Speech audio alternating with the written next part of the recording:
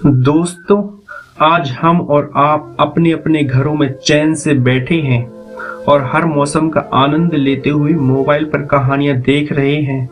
लेकिन हमें ध्यान रखना होगा कि साल 1947 में अपने देश में ऐसे हालात थे कि आराम से बैठना तो क्या, हम चैन की सांस भी नहीं ले सकते थे।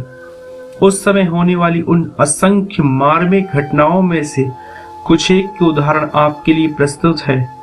लेकिन मैं ये कहना चाहूंगा कि आप इस विभाजन की घटना को पूरा देखें, तभी आप उनके दर्द और पीड़ा का एहसास महसूस कर पाएंगे। दोस्तों, कहानी शुरू करने से पहले मैं आपको उस समय महिलाओं के साथ हुई ज्यादतियों के कुछ दृश्यों से रूबरू कराता हूँ। यह दृश्य मानवीय संवेदनाओं के परे पत्थर से पत्थर दिल को भी झकझोर देने वाले हैं।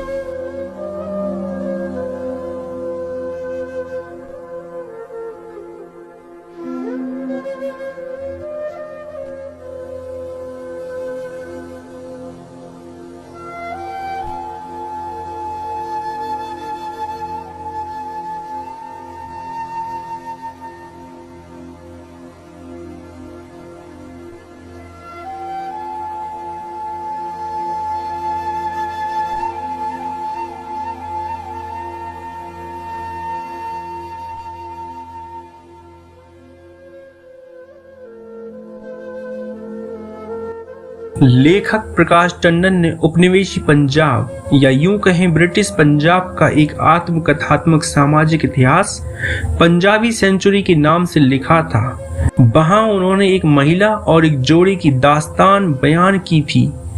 यहाँ आपके लिए उसका एक संक्षिप्त रूप दिया जा रहा है, लेकिन हमने जहां तक संभव है मूल लेख की भाषा और अभिव्यक्ति को बनाए रखने की कोशिश की है। उस समय एक घटना ऐसी हुई कि बंटवारे के दौरान मारकाट मचाने वाली और हत्याकांड पर तुली भीड़ को एक सिख नौजवान ने समझा बुझाकर मना लिया और एक खूबसूरत मुसलमान लड़की को अपने लिए मांग लिया। समय के साथ धीरे धीरे वह लड़का और लड़की एक दूसरे से प्यार करने लगे एवं उन दोनों ने शादी भी कर ली।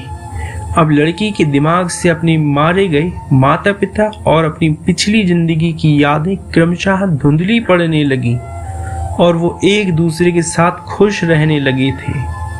इसके कुछ समय बाद उस नव दंपति को एक बेटा भी हुआ, पर जल्दी ही लापता औरतों का पता लगाकर उन्हें वापस लौटाने में बड़ी फिक्र और लगन से जुड़े सामाजिक कार्यकर्ताओं और पुलिस वालों को कहीं से उनकी भनक लग गई और उन लोगों ने उस सिख लड़के के गृह जिले जालंधर में जाकर पूछताछ की। लेकिन उस लड़के को भी इस बारे में कहीं से सूचना मिल गई और वह अपनी पत्नी के साथ कलकत्ता भाग निकला। सामाजिक कार्यकर्ता भी उसे ढूंढते हुए कलकत्ता जा पहुंचे।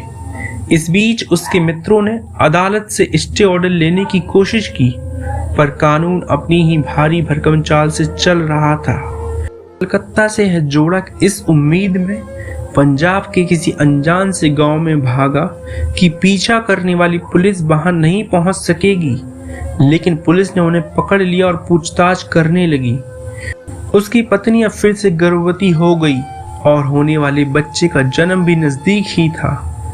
उसने अपने छोटे बेटे को तो अपनी माँ के पास भेज दिया और खुद अपनी पत्नी को गन्ने के खेत में ले गया और एक गड्ढा खोदकर उसमें अपनी पत्नी को आराम से लिटा दिया और खुद पुलिस की राह देखते हुए एक बंदूक लेकर लेट गया, क्योंकि उसने मन में ठान रखी थी कि वह अपनी पत्नी को जीते जी अपने से अलग नहीं होने देगा। पत्नी की दर्द और तड़प के कारण स्थिति बहुत बेचैन बनी हुई थी तथा उस खेत में मदद करने वाला कोई अन्य भी नहीं था, जिस कारण उस गड्ढे में ही उसने अपने हाथों से पत्नी की डिलीवरी कराई और बच्चा पैदा करवाया।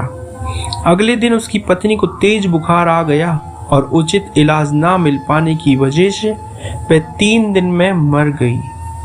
पति उसे अस्पताल ले जाने की हिम्मत ना कर सका, क्योंकि वह डरता था कि सामाजिक कार्यकर्ता और पुलिस उसे उससे अलग कर देंगे और लड़की को छीन लेंगे। दोस्तों, स्थिति कभी भी समान नहीं रहती। जिंदगी में अच्छा बुरा सुख दुख तो लगा रहता है, क्योंकि दौलत से सिर्फ सुविधाएं खरीदी जा सकती हैं, सुख नहीं। सुख मिलता है अपनों के प्यार से, अपनों के साथ से। अगर सिर्फ सुविधाओं से सुख मिलता तो धनवान लोग कभी दुखी नहीं होते।